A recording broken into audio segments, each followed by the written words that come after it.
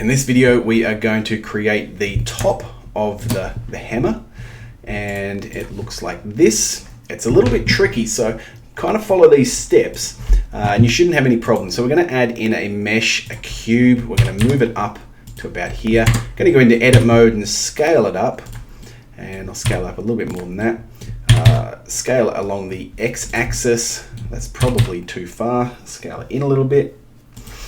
And then I'm going to grab these edges here. So this one, this one, this one, and this one, and we're going to bevel those edges. I don't want to bevel them too far. That's probably pretty good there. Then I'm going to grab these faces here, and I'm going to bevel those edges as well. Okay, that's going to bring it in like that. And then I can scale them out on the x-axis. I actually want to grab these faces here and scale those along the x-axis to bring it looking something like that. Now with that done, we're going to select these faces around here.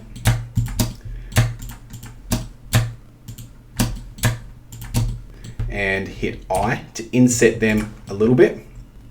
And we're going to use the extrude individual, but we're actually going to extrude along normals, which will do the same thing in this case. I'm going to grab that and I'm going to bring it in a little bit like that.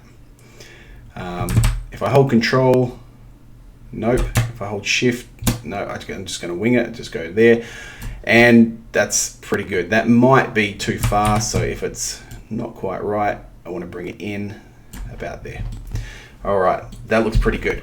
Now I'm actually going to go into object mode and move that up so it's sitting on top of it, and that kind of looks the right proportions. So I'm happy with that. While we're here, we'll add in another cylinder, add mesh cylinder, and I'll move this one up, GZ. And this one doesn't actually have a top, and we will make sure we put an N-gon on the top of that and bring that up to here and scale it up quite big. Oops, shouldn't have done that. Shift A, apply. It actually doesn't matter if it's always the same, but Shift A, Control A, scale. There we go. And then go into object mode, scale it along the Z axis so that it kind of sits on top there.